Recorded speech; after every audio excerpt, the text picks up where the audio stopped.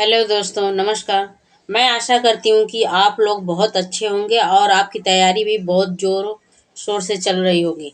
तो आज हम लोग ईवीएस के ऐसे प्रश्न को शामिल कर रहे हैं जो सीटेट की परीक्षा में पूछा ही पूछा जाएगा। वेरी इंपॉर्टेंट क्वेश्चन है, तो आप लोग एक क्वेश्चन ज़रूर देख कर जाइए। तो चलिए लेट न करते हुए मैं डायरेक्ट प्रश्न को पढ़ती हूँ। पहला प्रश्न है, चावल को पॉलिश करने पर कौन सा विटामिन नष्ट हो जाता है? तो थायमिन।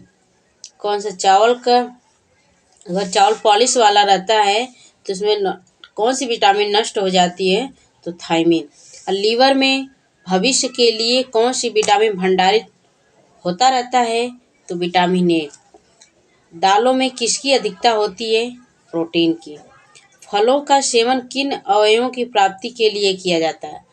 तो विटामिन। अर्थात जब हम फल को खाते हैं तो उससे क्या मुझे मिलेगा, किस लिए हम फल को खा रहे हैं, तो इसमें विटामिन होता है। संतुलित आहार में प्रोटीन युक्त पदार्थों का होना आवश्यक है क्योंकि यह शारीरिक अवयवों के निर्माण में सहायक है।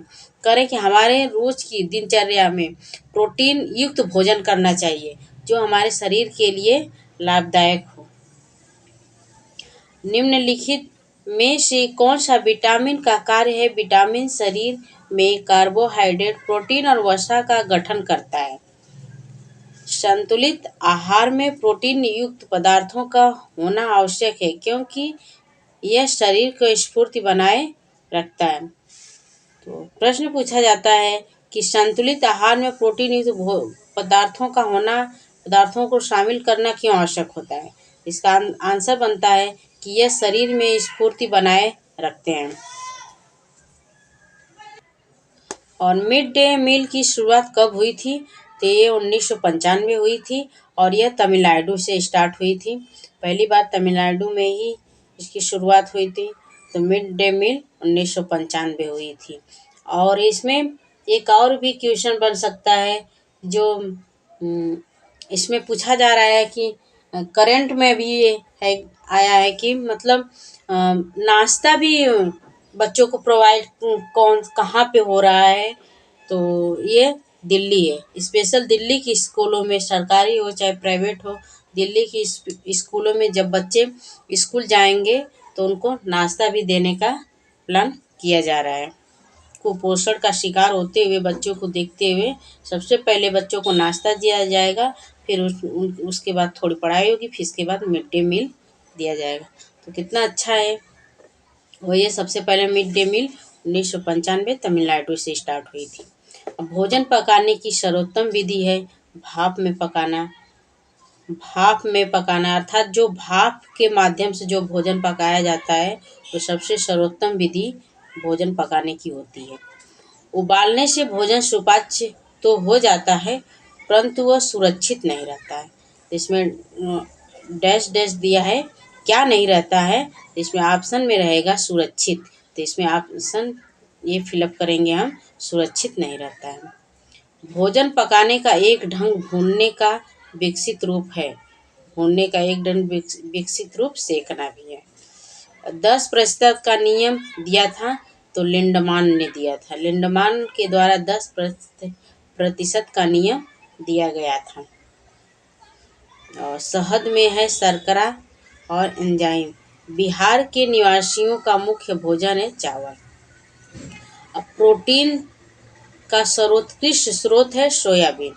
सोयाबीन से अत्यधिक प्रोटीन की प्राप्ति होती है। ऊर्जा का पिरामिड होता है सीधा। अब पिरामिड से अधिकतर प्रश्न पूछा जाता है कि जैसे ऊर्जा का पिरामिड कैसा होता है? तो सीधा होता है। और भी ऐसे प्रश्न बनते हैं तो उनको आप लोग देख लीजिएगा। अगला प्रश्न देखती हूँ मैं।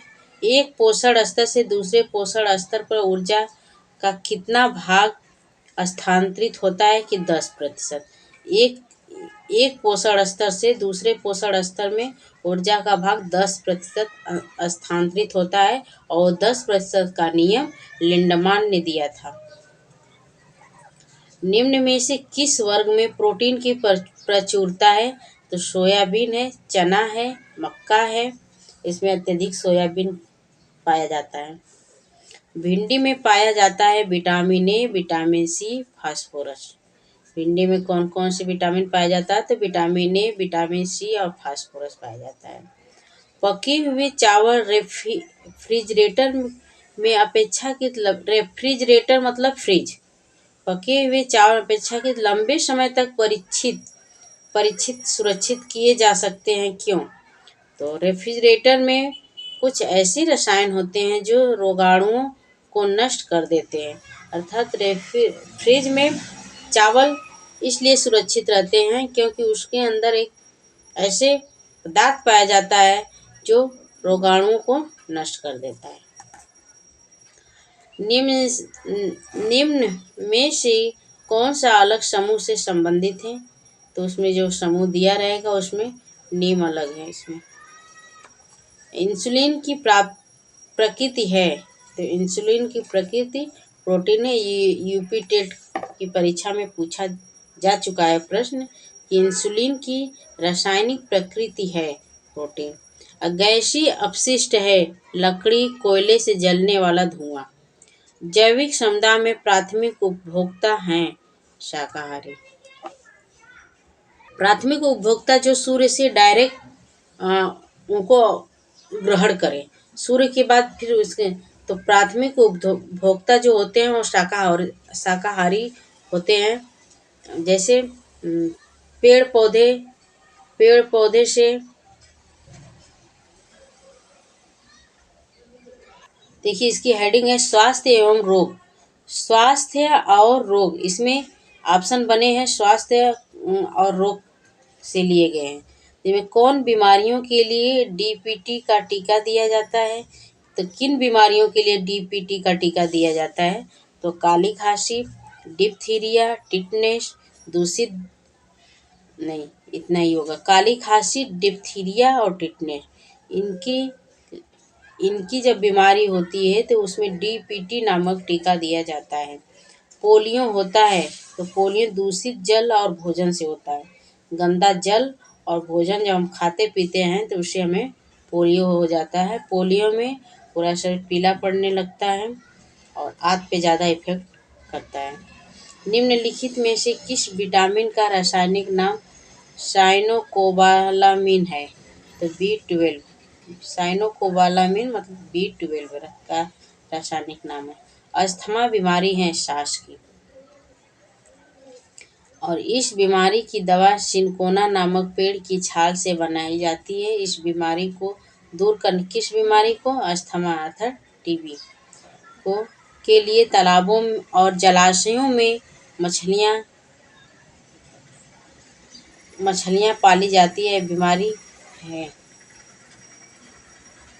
करें कि इस बीमारी की दवा, किस बीमारी की दवा, पहले पढ़ना इसको, कि इस बीमारी की दवाई सिनकोना नामक पेड़ की छाल से बनाई जाती है।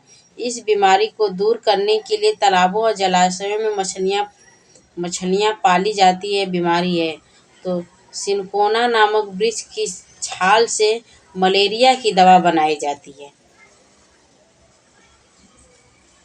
सूखा रोग किसकी कमी से होने वाला प्रमुख रोग है? तो कार्बोहाइड्रेट और प्रोटीन। यह रोग मक्खियों द्वारा फैलता है। इस रोग में पतले दस्त होते हैं और खून भी आता है। यह रोग कौन सा है बताइए आप लोग? पेचिश है। एक व्यक्ति दंत चिकित्सक से अपने दांतों में दर्द निवारण के लिए सुझाव मांगता है तो चिकित्सक व्यक्ति को किस प्रकार के फल खाने का सुझाव देगा?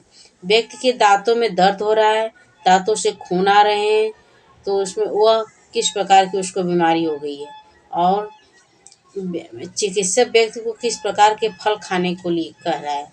तो खट्टे एवं गूदेदार फल खाने को कह रहा है, और उसके दांत में पायरिया हो गया है। ये बीमारी कौन सी है? पायरिया।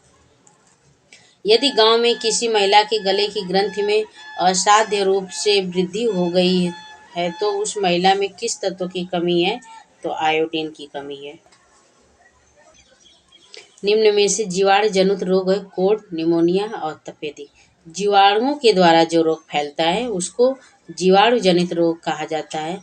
कोढ़ है, निमोनिया है और तपेदिक है।